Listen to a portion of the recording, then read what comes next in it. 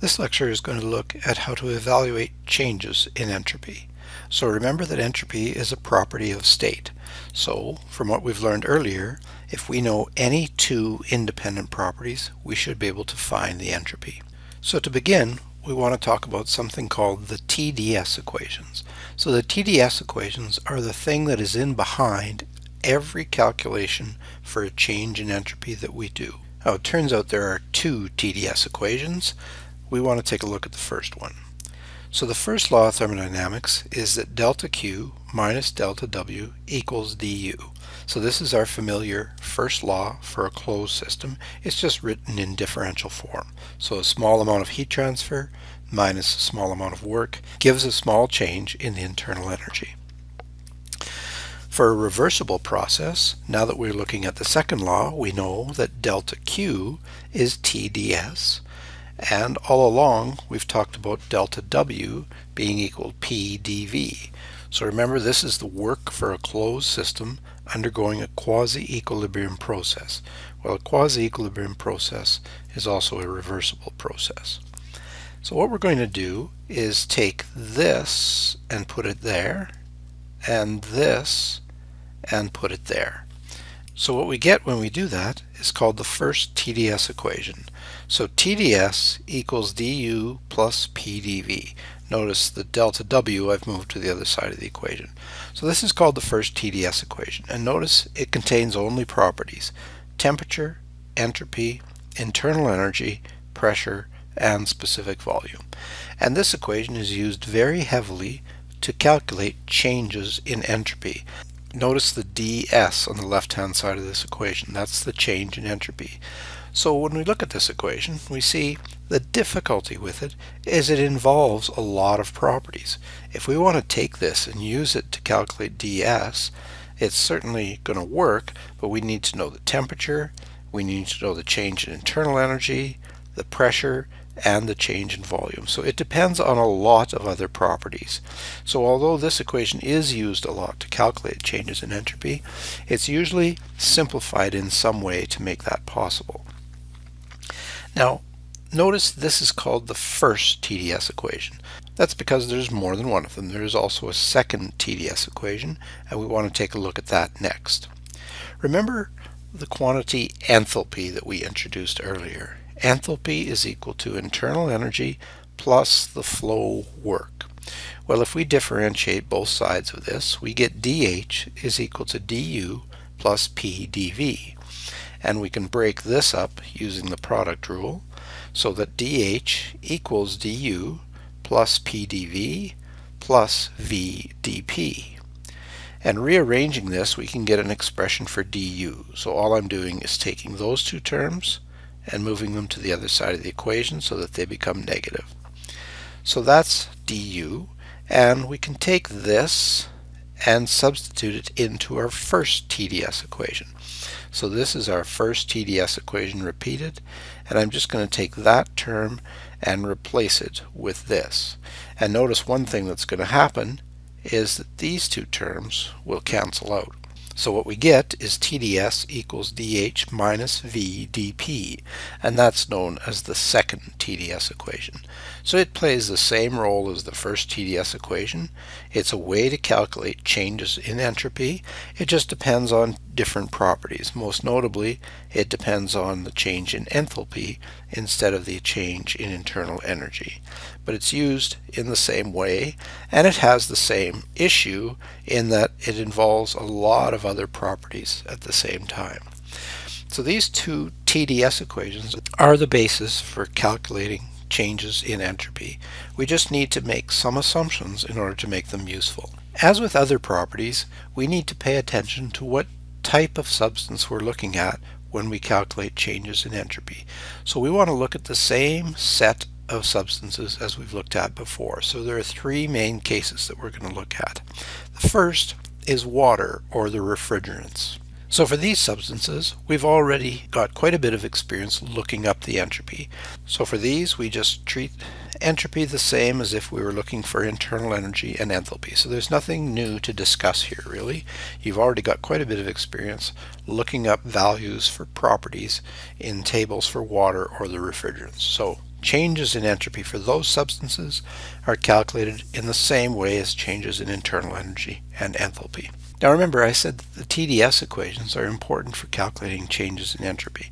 Well, realize that the tables that we have for these substances, they have already applied the TDS equation for us and done the calculations that are required to get the entropy values in the table. So those entries for S in those tables that we've been seeing, they come from the TDS equation. Just someone has already applied the equations and figured out the values of S that result, and we don't need to do that. Now, when we're looking at a substance like an ideal gas, however, we can use the TDS equations more directly because it turns out we can simplify them or make it so that they're not dependent on so many properties. So let's see how that works out. So here's our second TDS equation. The only thing that I've done is divided both sides by T to isolate ds on the left-hand side because we want to use this to calculate changes in entropy.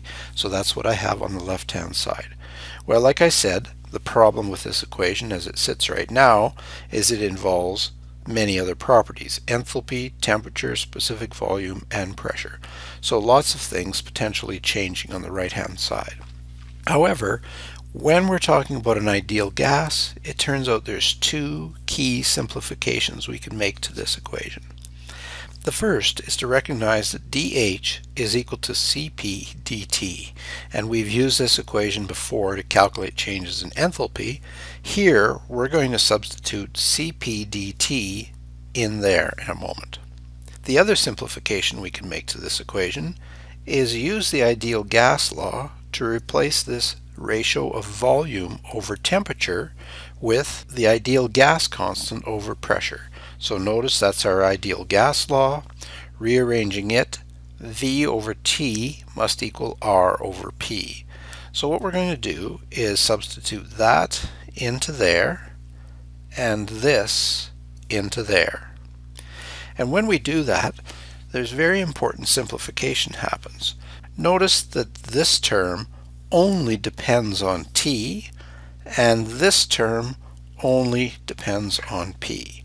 So here dt and T are obviously dependent on T, but remember, for an ideal gas, Cp is only a function of temperature. And in this term, R is the specific gas constant, so the only variable in there is pressure. So we've suddenly got changes in entropy that are a function of temperature changes and pressure changes only, not a variety of other properties as well. So this is an important simplification to the second TDS equation that we can use for ideal gases. Now this is still an expression for ds. If we want to calculate the change in entropy between two state points, we have to integrate both sides of this from 1 to 2. The left-hand side, that'll give us S2 minus S1, so that's our change in entropy that we're after. This first term I'm still showing as an integral from 1 to 2 because this Cp is a function of temperature. We've talked about this before. It's a relatively weak function of temperature, but if there is a large temperature change, it's important to take that variation with temperature into account. So in this form, I've left that as an integral that we have yet to solve. The other term, however, because r is a constant no matter what, and can come outside of the integral sign, the solution to that integral is log P2 over P1. So the pressure dependent part of this, we get this very tidy analytic expression for, whereas the temperature dependent side, we still have a little bit of work to do because this Cp is a function of temperature. So we could go get our expression for Cp as a function of temperature and put it in here and perform this integration, but this has already been done for us in ideal gas tables. So this quantity is tabulated in ideal gas tables, and we'll show what that looks like in a moment. So the way we write this is S2 minus S1 is equal to S02 minus S01, so that represents the result of this integration, and then minus r log P2 over P1. That part is not changed. So these are the quantities that are listed in ideal gas table. So the ideal gas tables have essentially already done this integration for us and tabulated the results as S naught values. So we really need to be sure that we know the difference between S naught and S. S is the entropy. S naught is only the change in entropy due to the temperature change. We also need to remember this part here. So let's take a look at ideal gas tables and see what that looks like. So far we've used these columns in the ideal gas table, which shows enthalpy and internal energy as a function of temperature. What we've introduced now is the next column, these S naught values. So remember, these are not values of entropy because they only account for the effect of temperature on the entropy. They don't include all of the effects, so they don't include the pressure effect as well. So don't read values out of this table and use them directly as S values. They're not. They're S naught values, and there is a difference. Now the third class of substances that we've talked about in the class is ideal gases, but ideal gases with constant specific heats. Well, if we're willing to assume that the specific heat is constant, then Cp can come outside of the integral sign, and this temperature-dependent term can be solved analytically in the same way as the pressure-dependent term was solved. So now we don't have any values to look up in ideal gas tables. We can calculate the change in entropy from the temperature ratio and the pressure ratio directly. So that's a very convenient way to calculate changes in entropy, but it relies on the temperature change being relatively small so that Cp variations are negligible. An alternative expression to this one would be obtained if we were to start with the first TDS equation. Remember, this one was arrived at starting with the second TDS equation. So if we repeat that process, but start with the first TDS equation, again dividing through by T to get ds alone, du is equal to Cv dt, so we're going to be able to replace du by Cv dt, and again PV equals RT, which allows us to write P over T as R over V. And once we do that, we can solve this, and we get S2 minus S1 is Cv log T2 over T1, that's assuming Cv is constant, and the second term is plus R log V2 over V1. So this is an alternative expression to this one. They both do the same thing. They calculate changes in entropy for an ideal gas with constant specific heats. We would use this one if we happen to know the temperature and pressure at the beginning and end, whereas we would use this one if we happen to know the temperature and specific volume at the beginning and end of the process. Now we want to look at isentropic processes. So remember what an isentropic process is. It's one where delta S is equal to 0, or another way to put that, where S2 minus S1 equals 0.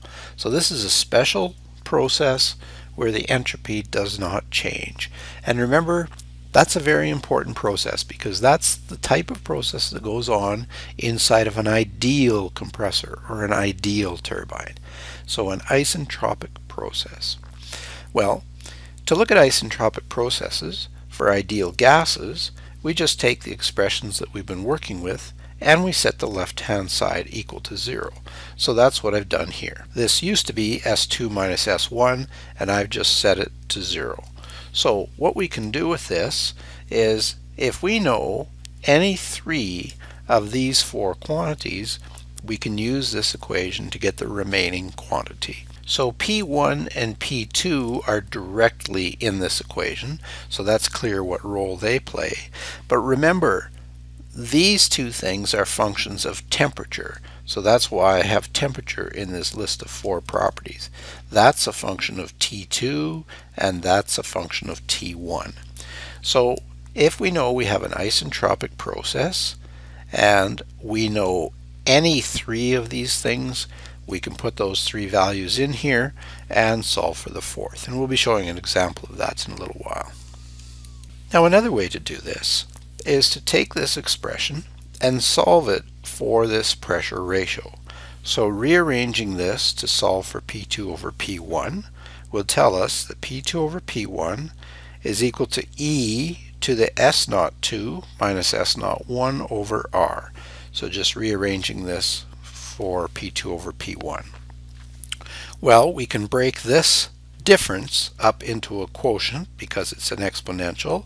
So that is going to be equal to E to the S naught 2 over R divided by E to the S naught 1 over R.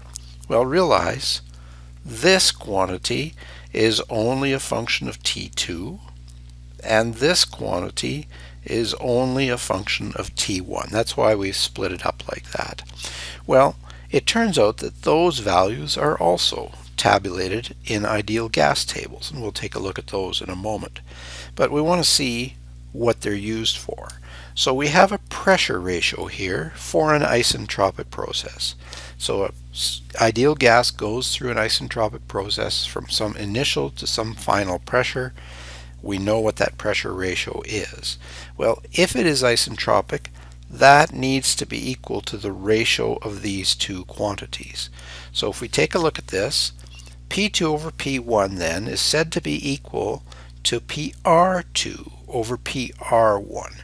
And these PR values are called relative pressures.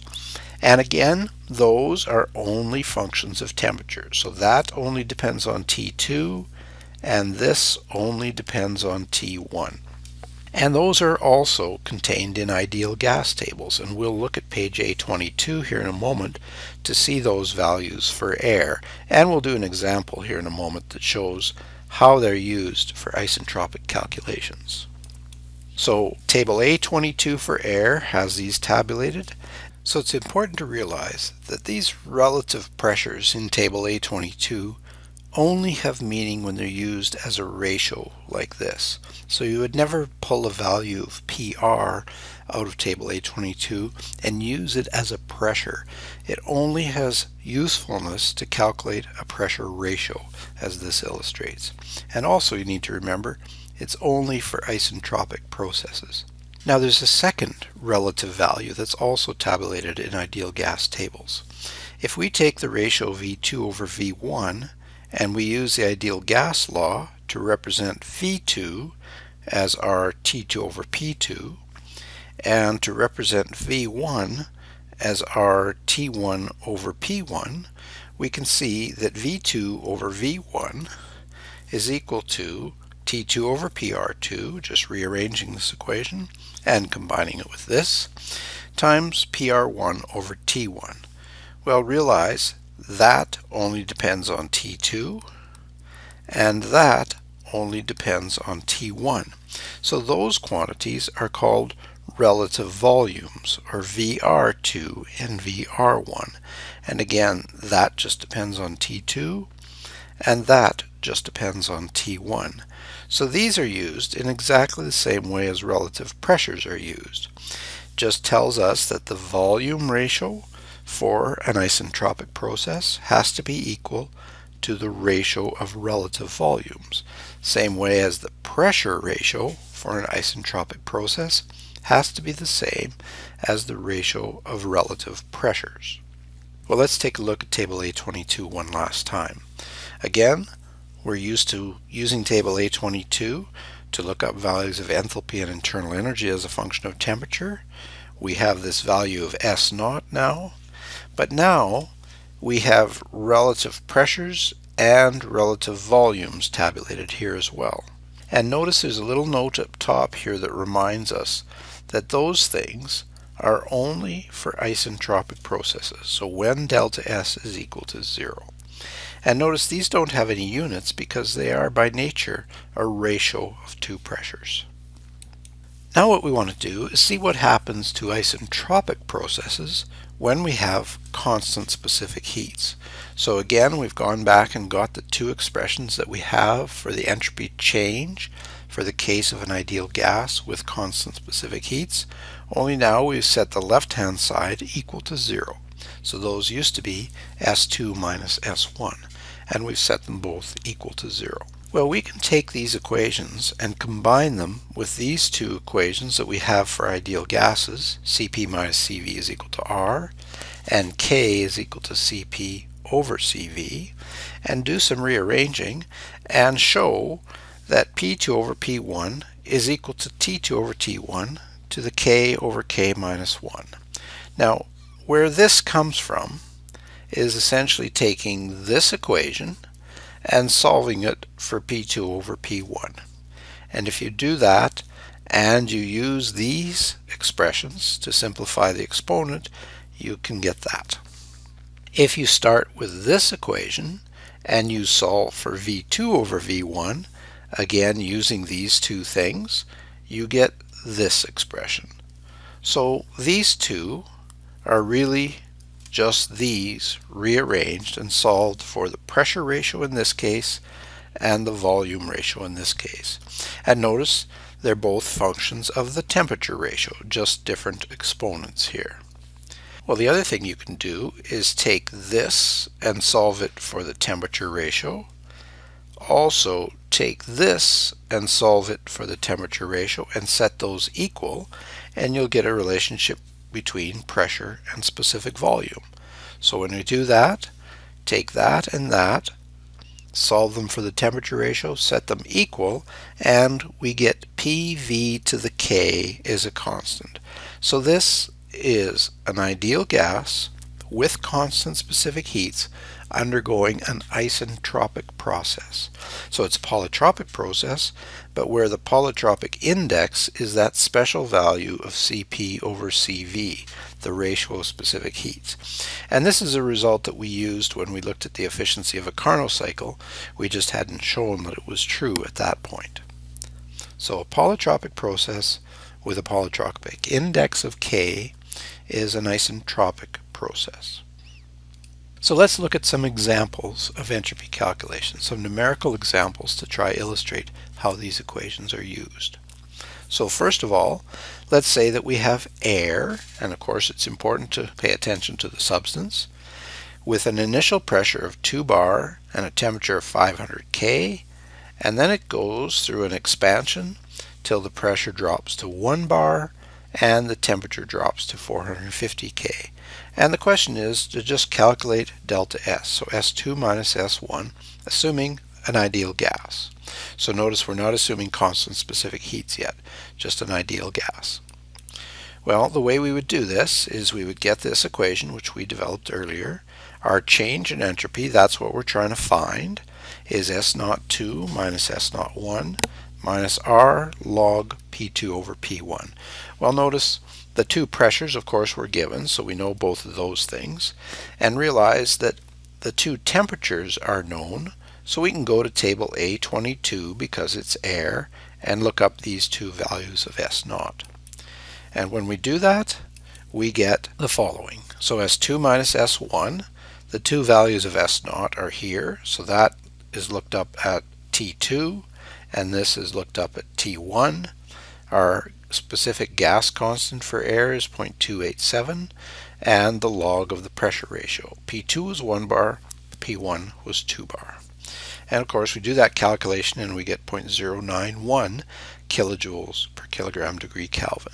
So that's an illustration of how to calculate the change in entropy for an ideal gas where we know the pressure and temperature at the beginning and the end of the process. So notice the two properties that we know are pressure and temperature in this case.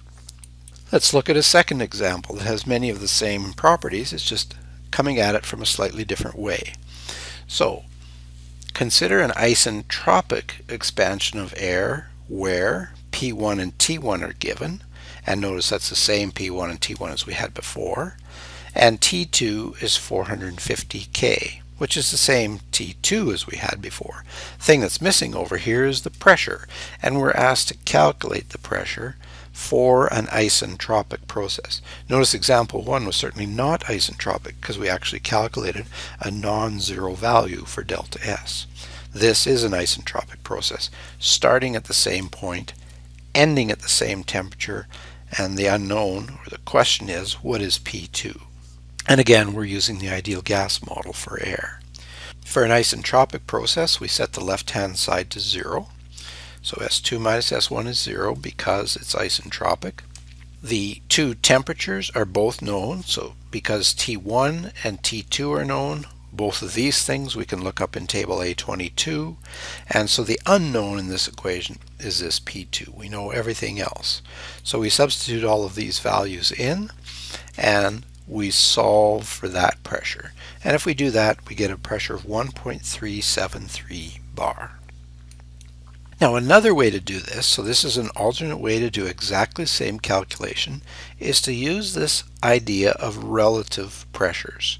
So we know that P2 over P1, the ratio of the actual pressures, has to equal the ratio of the relative pressures for an isentropic process. So we go into table A22, we look up the value of the relative pressure at T2, and that's 5.775.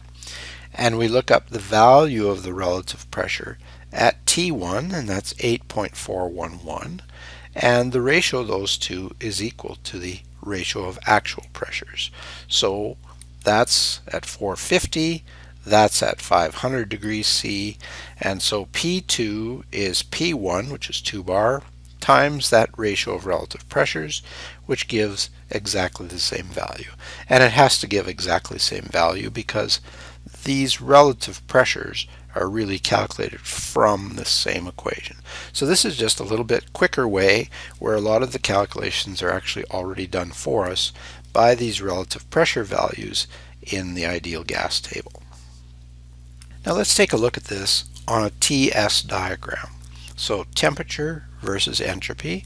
All of these examples have been starting off at 2 bar and 500 degrees. So that's the starting point for both of these examples that we've looked at. Now in the first example, we noticed that the entropy increased because we calculated a positive delta S. So as we dropped from 2 bar down to 1 bar, we drifted over to the right and landed at point 2 right there, and we were told that was a temperature of 450.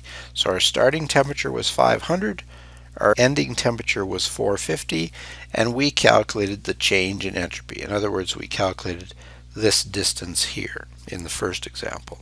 In the second example, we were told we had an isentropic process starting at the same point but dropping down to the same final temperature. So our point 2s, the end point following an isentropic process, would be directly underneath point 1 but at 450. So it would be right there. So that just illustrates the first example and the second example on a TS diagram.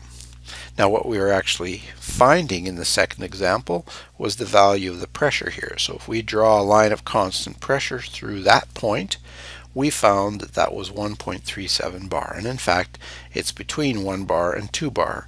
As we can see, it has to be by this plot. Now what I want to do is redo example 1, assuming constant specific heats. So we'll use a CP value of 1.005 kilojoules per kilogram degree Kelvin.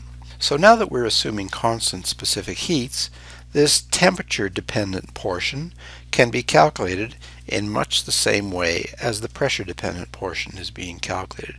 We don't have to use the ideal gas table to look up those S0 values. So S2 minus S1 is our value of CP log of the temperature ratio, and then this part is the same, R times the log of the pressure ratio. And if we calculate this out, we get S2 minus S1 is 0.093 kilojoules per kilogram degree Kelvin. That's very, very close to what we got before. When we did this in example 1, it was 0.091. So a very small change in temperature, only 50 degrees, so a very small difference in these results. Notice this is only 2 parts out of 100, so less than 2%. The third example we want to look at is an isentropic expansion of air again with the same starting conditions, but this time the final pressure is specified and we're asked to calculate the final temperature. So a similar example to number 2, just we're given pressure instead of temperature as the end point. Well, again, because it's an isentropic process, the left-hand side of this equation could be set to 0, and S1 is known because we know the temperature. And both pressures are known in this case, so everything here is known. So left hand side is set to 0. S2 naught becomes our unknown in the equation, and everything else we have a value for. So we solve this for S2 naught, and it comes out to 2.02059 kilojoules per kilogram degree Kelvin. Well, now we just use table A22 in reverse. We know our value of S2 naught, so we use it to look up the temperature, and that comes out to 411.5 Kelvin. So if we illustrate this on our TS diagram, again our original or our example 1 is shown here where the entropy increases. However, this new example has the same ending pressure as example 1, but it's an isentropic process, so it drops straight down, and point 2s will be on the 1 bar line, but at a lower temperature than point 2, because the slope of this line of constant pressure means that a line of constant entropy will intersect it down here at a lower temperature.